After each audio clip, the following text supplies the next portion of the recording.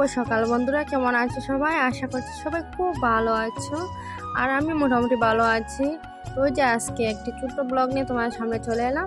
আশা করছি ভিডিওটি তোমাদের খুব ভালো লাগবে। চলো বন্ধুরা, পুরো ভিডিওটি দেখতে থাকো। বন্ধুরা, ঘুম থেকে উঠে জাটাটা হাতে নিয়ে ওই যে উঠোনটা ঝাড় দিয়ে নিলাম। তো উঠোনটা ঝাড় দেওয়ার পর ভাবছি চুলোটা লেপে দেবো। তার জন্য ওই যে বন্ধুরা গরু ঘর থেকে গোবরটা নিয়ে আনলাম।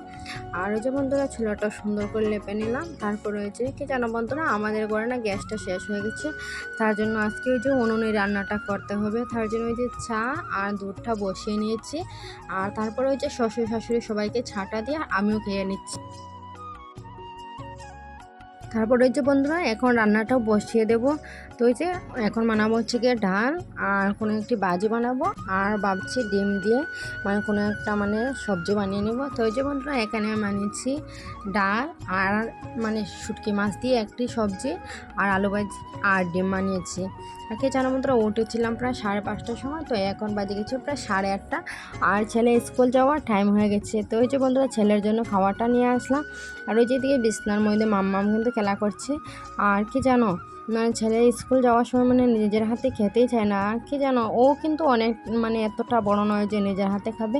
তার জন্য খাইয়ে দিচ্ছে, কারণ অনেকটা উড়োতরা থাকে। আর ও খেতে কিন্তু ভীষণ সময় লাগাবে, আর সময়টাও নষ্ট করবে, যেহেতু লেট হয়ে যাবে। তার জন্য ওই যে আমি খাইয়ে দিচ্ছি।